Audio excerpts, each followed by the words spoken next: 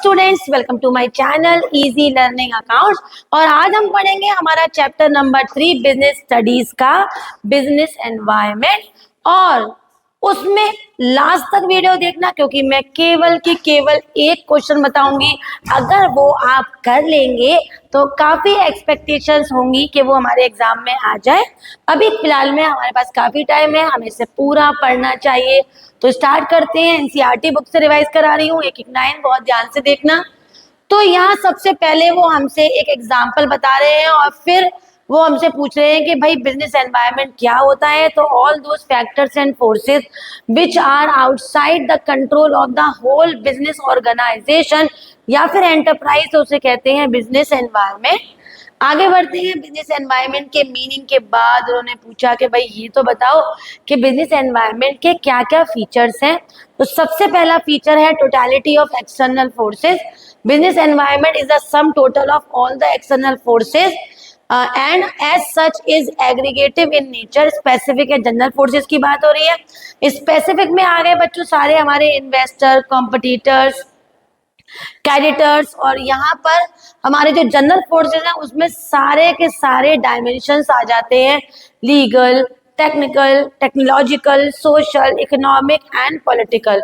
तो जनरल में सारे डायमेंशंस और स्पेसिफिक में आ गए हमारे इन्वेस्टर, कॉम्पिटिटर, कस्टमर, सप्लायर, ये सब। ठीक है बेटा, तो ये भी आपसे एमसीक्यू बेस में पूछ सकते हैं। बिजनेस एनवायरनमेंट इंटर रिलेटेडनेस, सारे के सारे फैक्टर्स जो एलिमेंट्स हैं हमारे बिजनेस एनवायरनमेंट के, वो सभी आपस में क्लोजली रिलेटेड है, चाहे वो टेक्निकल हो, लीगल हो, सोशल हो, वो सभी। डायनेमिक इन नेचर, बिजनेस का एनवायरनमेंट डायनेमिक इन नेचर है, वो टाइम के अकॉर्डिंग बदलता रहता है। अनसर्टेनिटी, बिजनेस का एनवायरनमेंट अनसर्टेन है। और इस अनसर्टेनिटी के लिए तो बेटा मुझे ऐसे बहुत सारे एग्जांपल्स कह सकते हैं कि कुछ भी अचानक से हो गया और हमें पता ही नहीं है। तो उन अनसर्टेनिटी के लिए हमें बिजनेस एनवायरनमेंट हम मान के चलते हैं, क्योंकि कहीं ना कहीं हम अपने फ्यूचर को प्रिडिक्ट नहीं कर सकते, क्या हो जाए कुछ नहीं पता। द कॉम्प्लेक्सिटी बिजनेस एनवायरनमेंट के अंदर, क्योंकि बहुत सारे डायमेंशंस हैं, हर कंडीशंस को हमें देखना पड़ता है, इसलिए बहुत ज्यादा कॉम्प्लेक्स है। और अगर अगली बात करें तो हमारा रिलेटिविटी, बिजनेस एनवायरनमेंट में सारे region to region, country to country चीजें डिफर हो जाती हैं। जैसे अगर आप इंडियन साड़ीज को ही देख लें तो इंडियन साड़ीज इंडिया में ज्यादा बिकती हैं इन कंपैरिजन टू यूएस। तो अगर ऐसा country to country, state by state, region to region, है ना, इस तरह की अगर कंडीशंस आपको बताई जाए तो वहां पर रिलेटिविटी आपका केस बेस्ड क्वेश्चन आ सकता है। Now the importance of business environment, तो सबसे पहला इंपॉर्टेंस होता है कि अगर हमें अपने बिजनेस एनवायरनमेंट की नॉलेज है तो कहीं ना कहीं हम कोई भी अपॉर्चुनिटी को हम देख लेंगे और हम फर्स्ट मूवर एडवांटेज होगा। It helps the firm to identify threat and early warning signals. तो कहीं ना कहीं ये फर्म को हेल्प करता है कोई भी डर, थ्रेट को देखने के लिए, और हमें अर्ली वार्निंग सिग्नल्स मिल जाते हैं। It helps in tapping the useful resources, तो नए रिसोर्सेज को भी टैप करने के लिए हेल्प करता है। अगर हमें बिजनेस एनवायरनमेंट की नॉलेज है तो वो क्या क्या रिसोर्सेज है जिनके आगे आने वाले टाइम पे हमें जरूरत पड़ेगी, हम उसे अपने पास पहले से असेंबल करके रख लेते हैं। Helps in कॉपिंग with the rapid changes, अगर किसी को अपने बिजनेस एनवायरनमेंट की नॉलेज है तो क्या रैपिड चेंजेस होने वाले हैं वो उनको बहुत ही ईजिली और जल्दी समझ जाते हैं और अपने आप को उस हिसाब से चेंज करते हैं मार्केट के कंडीशन के हिसाब से। Division of sub division of market, more demanding customer, rapid changes in technology, और ये सब ग्लोबल कंपटीशन वगैरह उसके अकॉर्डिंग बिजनेस को चेंज करते हैं। Helps in assisting in planning and policy forming, तो जो भी पॉलिसी और प्लानिंग चेंज होती है उसके हिसाब से भी हम अपने एक्शंस लेते हैं ताकि हम इजीली बिजनेस एनवायरनमेंट में कोप अप कर पाए, कंपटीशन को बीट कर पाए और ज्यादा से ज्यादा प्रॉफिट को कमा पाए।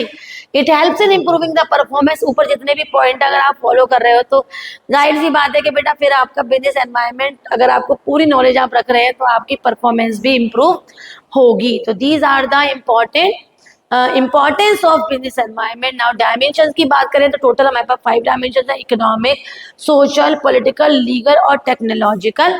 इसकी एक कॉमन डेफिनेशन मैं आपको बता दूं जो आप सभी डायमेंशन में लगा सकते हो। All those factors and forces which not are, all those factors and forces which directly influence the environment of the country is known as economic environment.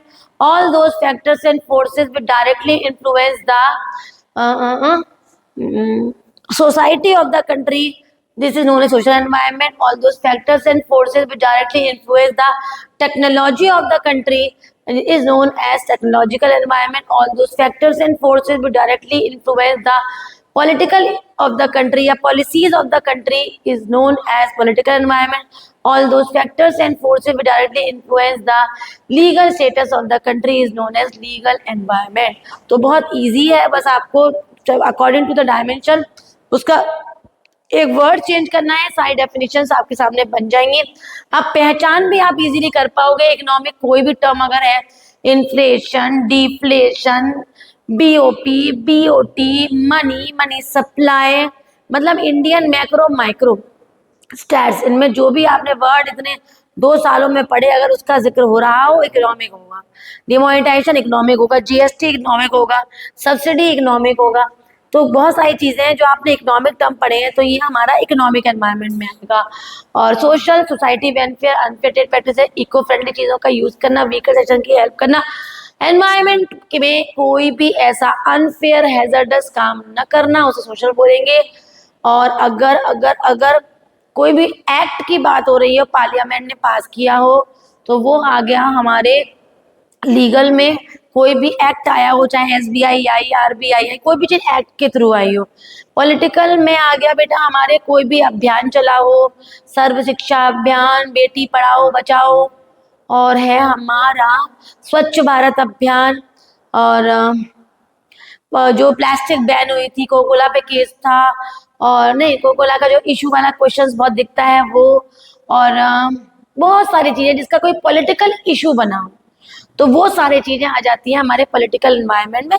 तो इस तरीके के क्वेश्चन जो आपको दिखते हैं, वो अगर आपको मतलब इस टाइप के क्वेश्चन अगर आपको दिख रहे हैं, तो आप डायमेंशन पहचानिए, और डायमेंशन पहचानते ही वो आपसे एस्पेक्ट्स पूछेंगे, तो उनके 2-2, 3-3 एस्पेक्ट स्टडी करिए। इकोनॉमिक के तो सारी इकोनॉमिक टर्म हो गई, उनके एस्पेक्ट्स। अगर हम सोशल की बात करें, तो सोशल में आ गए society expectations, trend, social practices, Diwali, Eid, Christmas, Guru Parv, है ना, और cars, company, sweets, confectionery, manufacturing, tailoring, outlet, कोई भी चीज जो आपको वैल्यू प्रोवाइड कर रही है आपकी सोसाइटी में, वो आपके सोशल में आ जाएंगे।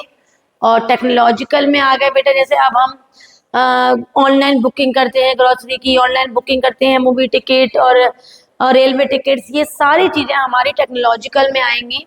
और ट्रांजिस्टर से अब हम ट्यूब से, हम वैक्यूम ट्यूब से ट्रांजिस्टर की तरफ शिफ्ट हो गए।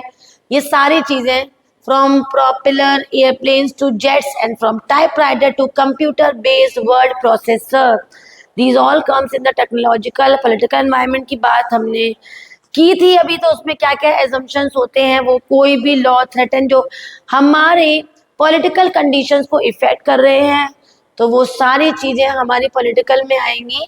लीगल में कोई भी एक्ट जो हमारी सेंट्रल और स्टेट गवर्नमेंट के पार्लियामेंट के थ्रू पास हुआ हो, वो सारी चीजें हमारी किस में आ जाती हैं, लीगल में ना। इस तरह से फोटो देखिए, fashion industry shift towards formal wear, electronic gadget increases in demand of these gadgets, technological आ गया, सोशल आ गया, cosmetic increase in demand, food habit shift from packed food. ये सारे एग्जाम्पल जो हमें दे रखे हैं वो एक्टिविटीज सोशल एनवायरनमेंट के हैं, ठीक है।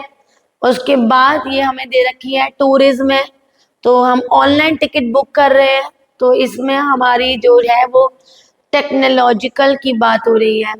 तो उन्होंने हमें कुछ एग्जाम्पल्स बता रखे हैं पिक्चर बेस्ड, ताकि हम इजीली समझ पाए कि यहाँ पर किसकी बात है।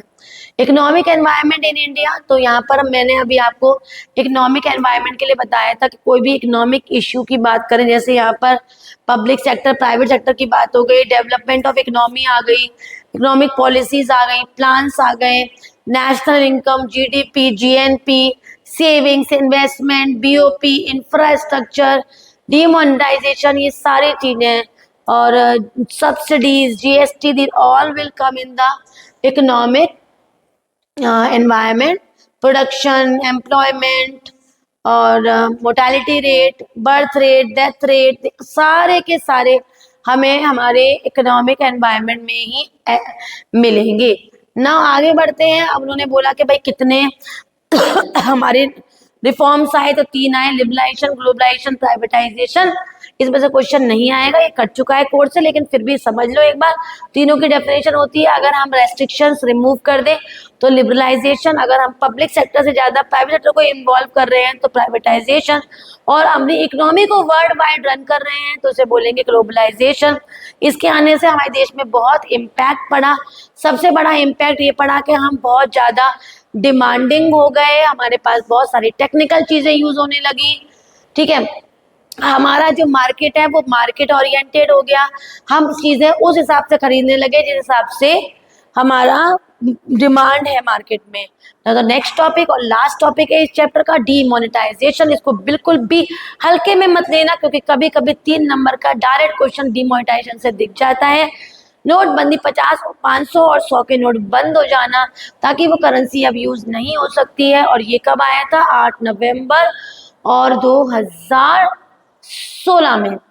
तो उसमें ये नोट क्या जो यूज था वो बंद कर दिया गया था। इसका सीधे रीजन यही था कि हमारे देश से बिल्कुल ही हटा देना जो ब्लैक मनी है, और कहीं ना कहीं हमें कैश लाइट इकोनॉमी बनाया इन्होंने।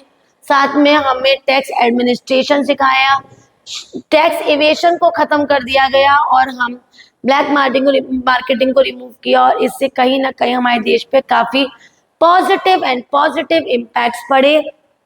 अब आती है बात कि हमें पूरा चैप्टर तो रिवाइज हो गया, लेकिन कौन सा वो क्वेश्चन है जो हमें बिल्कुल भी छोड़ के नहीं जाना है?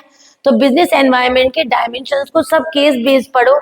मुझे कभी भी काफी साल से अगर मैं पेपर को एनालाइज करूं तो मुझे बिजनेस एनवायरनमेंट के डायमेंशंस केस बेस्ड के अलावा डायरेक्ट कभी आते नहीं दिखे। डायरेक्ट की बात करें तो इस चैप्टर में डिमोनेटाइजेशन, उसके फीचर्स और बिजनेस एनवायरनमेंट के डायमेंशंस 1 मार्क्स में पूछ सकते हैं। जो हमारे वो पॉइंट है ना, relativity, inter relatedness, general forces, specific forces, ये 1 मार्क्स में, ताकि आपको पहचान कराएं केस बेस से कि कौन से फीचर ऑफ बिजनेस एनवायरनमेंट की बात हो रही है। अगर बच्चों को सारे पॉइंट समझ आ गए हो तो वीडियो को लाइक करें, बहुत सारे फ्रेंड्स में शेयर करें, और अगर चैनल को सब्सक्राइब नहीं किए हो तो प्लीज सब्सक्राइब करें। Bye bye.